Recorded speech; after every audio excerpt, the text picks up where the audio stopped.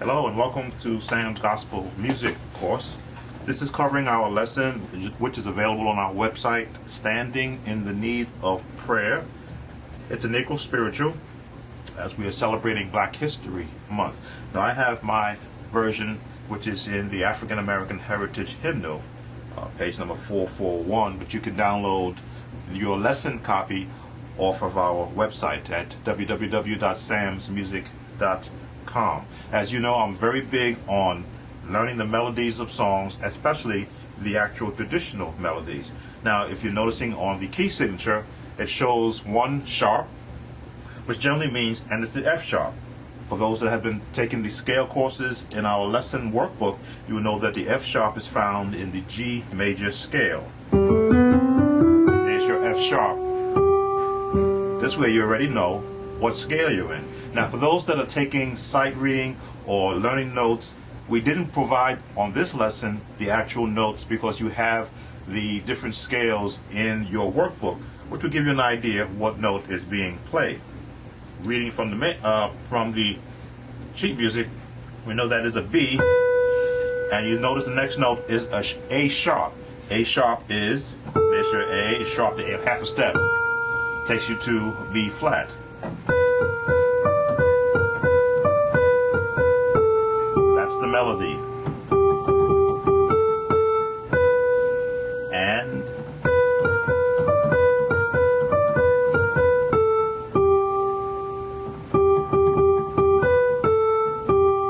again, practicing scales, you will know that that's the note that is there.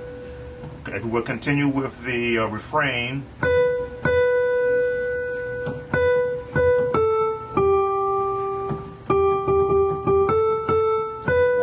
2, 3, 2,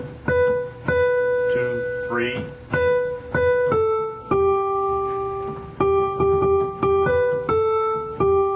So from a melody standpoint, that is the entire song. Now, as you know, I teach learning melodies first and then basic generic chords. Some of you know it as the 1, 4, 5, the 7, 3, 6, 2, 1. I say basic generic chords. What melody? First of all, what key signature are you in? G, which means what chords are open to you in the key of G? G, of course, is open to you. C is open to you. D is open to you. A is open to you. B major is open to you because it's found within the scale. Any notes that's found within that scale, those chords in that note are open to you. E is open to you. So, following, of course, the melody, what is appropriate?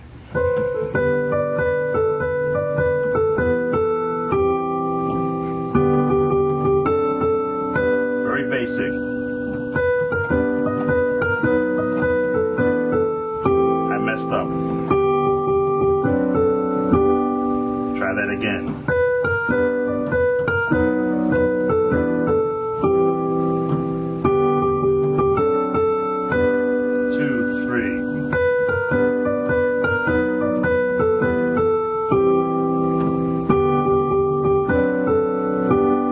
Now you see my left hand is doing just basic chords. Here's my B, here's my E minor, my C, my G, my D7.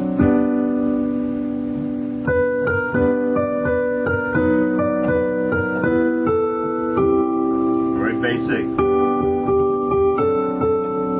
This is important for our next part of this lesson.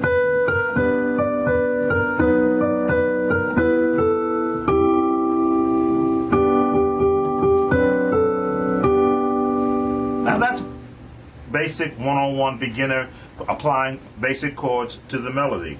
Now when you get to that gospel portion of it, you begin to add all the different intricate chord changes.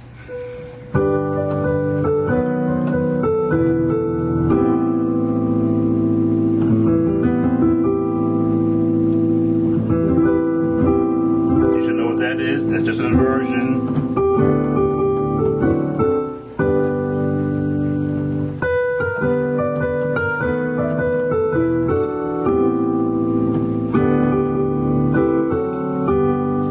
I've expanded it. I've now given more melody at the top some of those chords I was using here, I inverted them here, and I added a bass on the bottom. So now when you, and again, the course I teaches you learn a melody, learn your basic notes first, then you begin to expand, and you continue to expand as you build the song.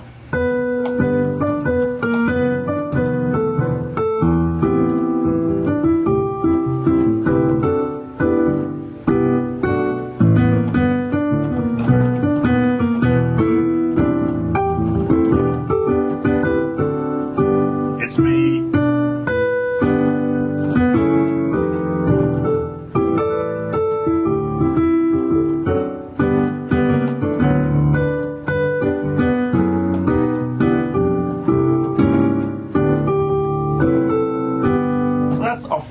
You might say a full expansion of what's happening. You again hear the melody at the top, so you know what the song is, and then you add all the different intricate chord changes that augment what the melody is doing. Let me give you some of those, because I know this is a quick lesson. We got to cover the organ part of this lesson. So you're going.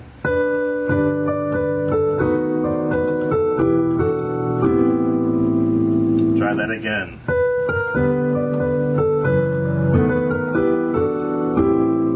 That drop down right into that chord, and the idea is to know where you're going to land and then resolve.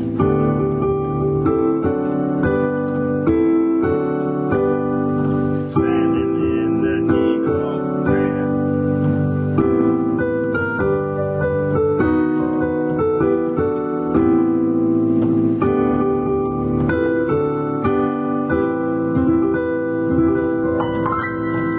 One of the chords you practice on in my reference chord pages in my chord book.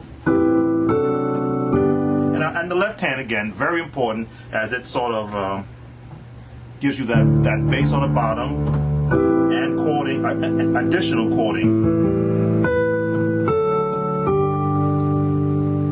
Then when I go into It's Me, this is the chord change I want you to look at.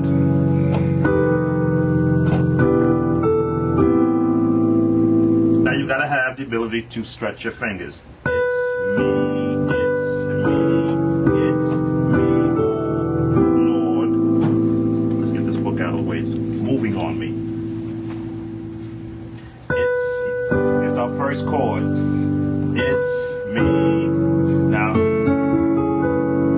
if you don't have this reach, just leave off the A down there.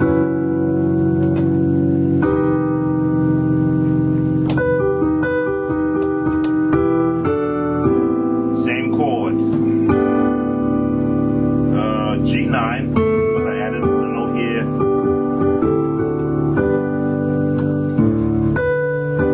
It's me, oh Lord, standing in the need of prayer. Now these are the chords, and of course my course teaches, not the numbers, which I understand the number system, but to be able to bring out a song from its basic to an advanced portion, you have to know all the chords, and my course will teach you. All the chords you see me playing are covered by my course. Now we've given you a good understanding of the song. Next is setting a tempo. You can look at a 4/4 timing that's on your sheet and count 1, 2, 3, 4, 1, 2, 3, 4. Usually 4 timing, but sometimes you may want to swing a song or give it a swagger, perhaps the term I should use.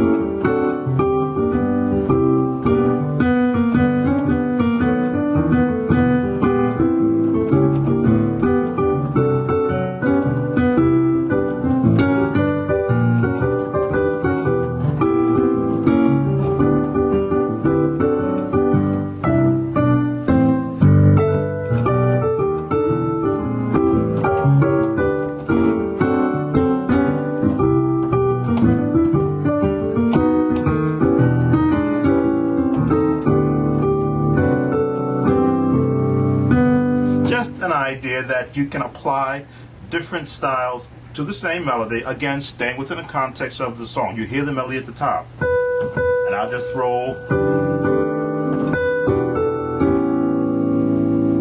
I've changed it from, just raised it up a half a step on that C. It's like adding spices to when you're cooking. And when you're creating a meal, you may shake a little salt, pepper, or you may add some additional spices just to give it a different twang, a different taste to it. Same thing in music. But the idea, concept that I teach on my website is if you don't know the chords that exist, you won't know when and how to use them. Because I practice all of my chords. And I hear what they sound like in my head first before I play.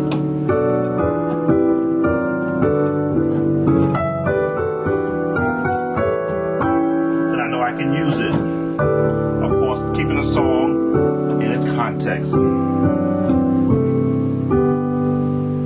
All right, that covers our piano version. Go back, look at your lesson, practice from the scales that are on the course workbook, practice the melody, learn to use the basic chords, practice basically chords on your right hand, on your left hand rather, just so that you know how to place your fingers. Practice the extended chords. If you don't have this reach, break it down. Those are the advanced chords. Of course, arpeggios. Just keep the position, don't change it, just move the position of your hand and let it roll.